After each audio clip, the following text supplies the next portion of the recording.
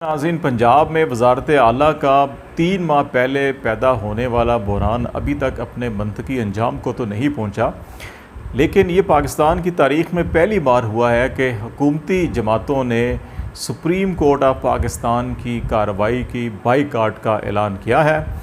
दूसरी तरफ हुकूमती इत्तेहाद के बड़े अहम रुकन आसिफ अली ज़रदारी साहब, जो पाकिस्तान पीपल्स पार्टी के सरबराह भी हैं, और पंजाब में जितनी भी जोड़ तोड़ हुई, पंजाब से पहले मरकज़ में भी जितनी सियासी जोड़ तोड़ हुई, पीटीआई के अंदर जो नई सफ़बंदी की गई, जिनको पीटीआई वालों ने ज़मीर फ़रोश और लोटों का नाम दिया, वो ग्रुप क्रिएट किया, वो भी आसिफ अली ज़रदारी साहब की सारी कार्रवाई थी। और फिर पंजाब असम्बली के अंदर भी जो कुछ हुआ उसमें आसिफ अली ज़रदारी साहब ने बड़ा अहम किरदार अदा किया। और अभी भी जो पाकिस्तान मुस्लिम लीग कायद आज़म के सरबराह चौधरी शुजात हुसैन से जो ख़त लिया गया हमायत का, उसमें भी ज़रदारी साहब का बड़ा अहम किरदार था। लेकिन 2 रोज़ कब ज़रदारी साहब खामोशी से दुबई रवाना हो गए। अगरचे पाकिस्तान पीपल्स पार्टी की जानिब से ये कहा जा रहा है कि ज़रदारी साहब जो हैं कि वो दुबई में अपनी 89 की सालगिरह की तकरीबात अटेंड करने गए हैं, लेकिन हमारी इतलात के मुताबिक दुबई में वो कुछ खुफिया मुलाकातें भी कर रहे हैं। और ये खुफिया मुलाकातें कुछ पाकिस्तान की मुक़्तदर इदारों से मुंसलिक शख्सियात हैं और कुछ गैर मुल्की अहम शख्सियात हैं, जिनसे वो मुलाकातें करके इस वक्त जो पाकिस्तान में सियासी सूरत हाल है और जो ये दिखाई दे रहा है कि इत्तेहादी हुकूमत जो है वो अब एक नहीं, दूसरे दिन तीसरे दिन बस जाने वाली है। सुप्रीम कोर्ट ऑफ पाकिस्तान में जिस किस्म की हेयरिंग हो रही है, जिस किस्म के रिमार्क्स सामने आए हैं, और जो 2-3 बुनियादी सवालात सुप्रीम कोर्ट की जानिब से उठाए गए हैं, जिनके जवाब अभी तक डिप्टी स्पीकर के वकील नहीं दे सके, हमजा शहबाज शरीफ के वकील नहीं दे सके, चौधरी शुजात के वकील नहीं दे सके, उन सवालात से राय फरार इख्तियार करते हुए बाईकाट का रास्ता जो इख्तियार किया गया है, इसका बुनियादी मकसद क्या है। और अगर पंजाब में हुकूमत चली जाती है तो उसके बाद फिर मरकज़ की हुकूमत भी जाती है, तो इस सारी सूरत हाल को किस तरह से बचाया जा सकता है, ये वो बुनियादी एजेंडा है जिसको लेकर आसिफ अली ज़रदारी साहब दुबई रवाना हुए हैं। और कहा जा रहा है कि दुबई में इसी मौजू के ऊपर वो बातचीत कर रहे हैं और शायद कुछ मामला तय करने की कोशिश कर रहे हैं। इस सिलसिले में एक तो हम बातचीत करेंगे। दूसरा, ये जो सुप्रीम कोर्ट की बाईकाट की अनाउंसमेंट की गई है, जिसमें मौलाना फजलुर रहमान साहब पेश थे, बिलावल भुट्टो उनके साथ है, शाहिद खाकान अब्बासी और एहसन इकबाल जो है वो पाकिस्तान मुस्लिम लीग नून की नुमाइंदगी कर रहे थे। MQM और बलूचिस्तान अवामी पार्टी की भी वहाँ पे नुमाइंदगी मौजूद थी जो इस बाईकाट का ऐलान किया गया। इसमें 2 जमातों की तो समझ में आती है, जिसमें पाकिस्तान मुस्लिम लीग नून और पाकिस्तान पीपल्स पार्टी हैं, कि उनका स्टेक है वहाँ पे। नून लीग की हमजा शहबाज शरीफ जो है कि वो वज़ीर आला के उम्मीदवार हैं, वज़ारत आला उनके पास है अभी एक आर्जी तौर के ऊपर। पीपल्स पार्टी उनकी इत्तेहादी जमात है। JUI की पंजाब के अंदर कोई भी एक नशिस्त नहीं है पंजाब असम्बली में, और वो MQM जिसने अपने उम्मीदवार नहीं खड़े किए कभी पंजाब के अंदर, बलूचिस्तान अवामी पार्टी कभी इसने भी अपने कोई उम्मीदवार खड़े नहीं किए। इसी तरह बलूचिस्तान की कुछ और कौम परस्त जमातें हैं, अवामी नेशनल पार्टी है। तो ये वो जमातें जिनका पंजाब के अंदर कभी बलदियाती इलेक्शन में हिस्सा नहीं लिया, जिनको पंजाब के किसी एक हलके में अपना कोई उम्मीदवार नहीं मिलता, वो भी फ्रीक बनने के दावेदार हैं और वो भी सुप्रीम कोर्ट ऑफ पाकिस्तान की कार्रवाई का बाईकाट कर रहे हैं। तो ये बहुत से लोगों के ज़हनों में सवाल है कि इस बाईकाट के नतीजे में क्या सुप्रीम कोर्ट ऑफ पाकिस्तान में हेयरिंग रुक जाएगी। नंबर 1, क्या supreme court of Pakistan boycott के बावजूद फ़ैसला दे सकती है और उस फ़ैसले पर अमल होगा या नहीं होगा। क्या इस सूरत हाल के नतीजे में मुल्क की जो सियासी सूरत हाल है और वफाकी और पंजाब की हुकूमत को क्या ख़तरात होंगे, और क्या इस फ़ैसले से PDM की इत्तेहादी जमातें जो हैं वो कोई सियासी शहादत का फ़ायदा हासिल करना चाहती हैं, और जब इलेक्शन में अगर जाएं तो वो कारकर्दगी उनके पास है नहीं, तो वो क्या सियासी शहादत और फिर वो बयानिया जो नवाज़ शरीफ ने वोट को इज़्ज़त दो का बयानिया है उसको लेकर, या एंटी इस्टेब्लिशमेंट एंटी अदलिया जो बयानिया है उसको लेके अवाम में जाना चाहते हैं, तो इसमें कितनी कामयाबी होगी। ये 3-4 बुनियादी सवालात हैं जो ज़हनों में उठ रहे हैं और हर कोई चाहता है कि इसके ऊपर क्या होने जा रहा है। पहली बात कि क्या सुप्रीम कोर्ट ऐसी सूरत हाल में फ़ैसला देगी या नहीं देगी। माजी में कोई एक दो मिसालें ऐसी मिलती हैं जहाँ पे सियासी जमातों ने मुकदमात का बाईकाट किया, लेकिन अदलिया ने उनके ऊपर फ़ैसले दिए और उन फ़ैसलों पर अमल दरामद भी हुआ। अगर इस मामले को देखें तो इस मामले में लाहौर रजिस्ट्री में सैटरडे को हेयरिंग हुई और उस हेयरिंग में जो चीफ़ मिनिस्टर हैं उनके वकील भी वहाँ पे पेश हुए, डिप्टी स्पीकर के वकील भी पेश हुए, उन्होंने अपने दलाइल दिए और फिर उसके बाद आज मंडे को तमाम दिन जो है यहाँ पर हेयरिंग चलती रही। इसमें डिप्टी स्पीकर के वकील पेश हुए, इसमें पाकिस्तान पीपल्स पार्टी के फारूक एच नाइक जो है वो भी कुछ देर के लिए आए और उनका पार्टी बनना चाहते हैं, उनको बिठा दिया गया, लेकिन बाद में उनकी एप्लीकेशन एक्सेप्ट की गई, उनके दलाइल भी सुने गए। फिर कल जो मुलतवी की गई मंगल की सुबह 11 बजे तक, उसमें बुनियादी वजह भी यही थी कि फारूक एच नाइक की बात भी सुनी जाए। फिर इसके अलावा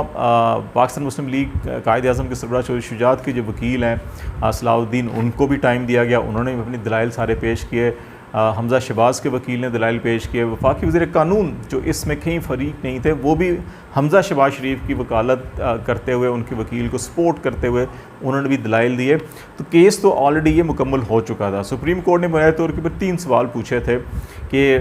वो हम इससे पहले भी बात कर चुके हैं, तो उन सवालों का कंक्रीट जवाब नहीं था। ये कहा जा रहा था फुल बेंच बनाए, फुल बेंच बनाए, फुल बेंच बनाए, एक ही मुतालबा था जो सुप्रीम कोर्ट ने रद्द कर दिया कि इस वक्त सुप्रीम कोर्ट ऑफ पाकिस्तान के जजेस शहर में अवेलेबल नहीं है, छुट्टियों पर हैं, बहुत कुछ मुल्क से बाहर भी हैं, इसलिए अगर फुल बेंच बनाया गया तो ये सितंबर तक मामला जाएगा और इस तरह से मुल्क को नहीं छोड़ा जा सकता जहाँ पर मईशत तबाह हो रही हो, हालात ख़राब हो, सियासी अनारकी, कॉन्स्टिट्यूशनल क्राइसिस हो, तो ऐसे में सबसे बड़े सूबे को नहीं छोड़ा जा सकता। तो ये मामला थे जिस वजह से फुल कोर्ट नहीं बनाई गई। अब ये देखना है कि इस सूरत हाल के अंदर आलमोस्ट समात मुकम्मल हो चुकी है, दलाइल मुकम्मल हो चुके हैं, एक एडिशनल डिमांड के ऊपर वक्त दिया गया था। ऐसी सूरत हाल में सुप्रीम कोर्ट बआसानी फ़ैसला दे सकती है और उस फ़ैसले पर अमल दरामद करना भी हुकूमत और रियासती इदारों की ज़िम्मेदारी होगी, उससे इनराफ़ नहीं किया जा सकता और उसका इनराफ़ तौहीन अदालत होगी।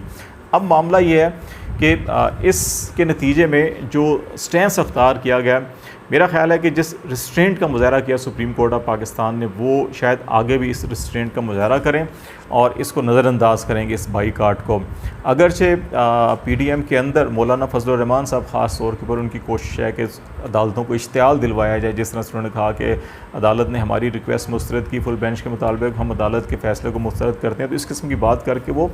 कोर्ट को इश्तियाल दिलाने की कोशिश कर रहे हैं कि वो कोई ऐसा एक्शन ले जिसकी बुनियाद बनाकर एक हंगामा बर्पा किया जाए, एक सियासी तूफ़ान उठाया जाए। लेकिन बड़ा सब्र व तहम्मुल से, रिस्ट्रेंट से कोर्ट ने मुज़ाहरा किया पीर के रोज़ और तवक्को यही की जा रही है कि मंगल को भी शायद वो इसी किस्म के रिस्ट्रेंट का मुज़ाहरा करेंगे और फोकस करेंगे लीगल एंड कॉन्स्टिट्यूशनल इशूज़ के ऊपर और डिसीजन देंगे।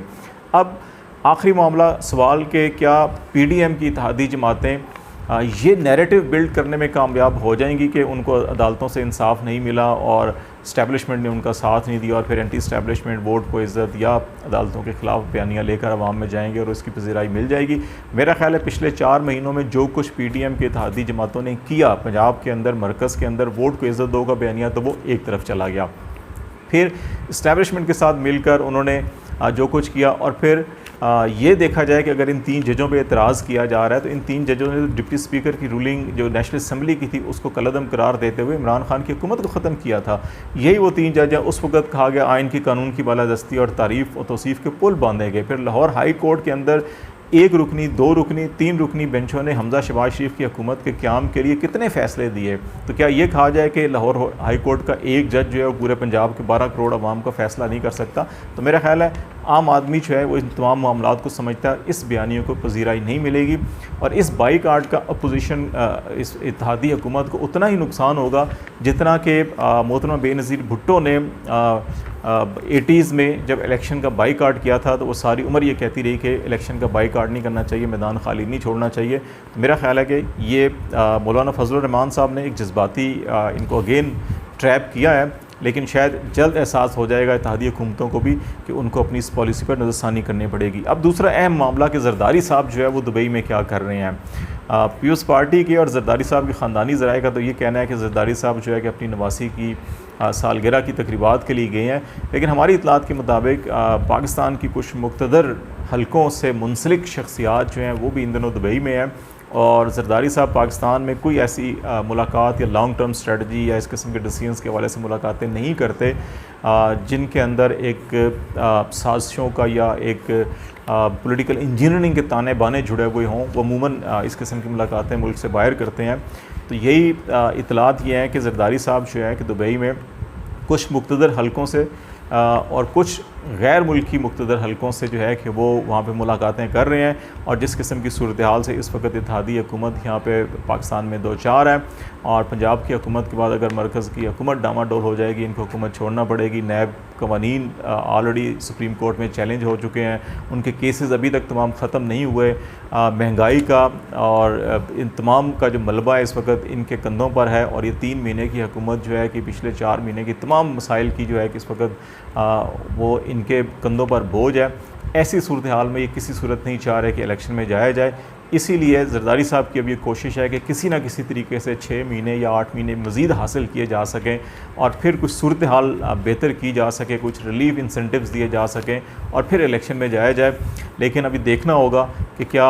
दुबई में वो इन मुलाकातों में कोई गिव एंड टेक करने में कामयाब होते हैं या नाकामी होती है। अगर वो जल्द पाकिस्तान आते हैं और अदालतों के फ़ैसलों से और अगले 1-2 दिनों में जो सूरत हाल डेवलप होगी उससे अंदाज़ा होगा कि क्या दुबई में मुलाकातें कामयाब हो रही हैं या नाकाम हो रही हैं। अगर मुलाकातें और वो मकासद हासिल ना किए गए तो मुमकिन है ज़रदारी साहब मज़ीद बीमारी के सिलसिले में उनको वहाँ पे क़याम करना पड़ जाए और अपने इलाज मुआलजे के लिए रुक जाएँ। और अगर कुछ कामयाबी उनको मिली, यकीन दहानियाँ मिली, तो यकीनन वो आइंदा चंद दिनों के अंदर वतन वापस आ जाएंगे।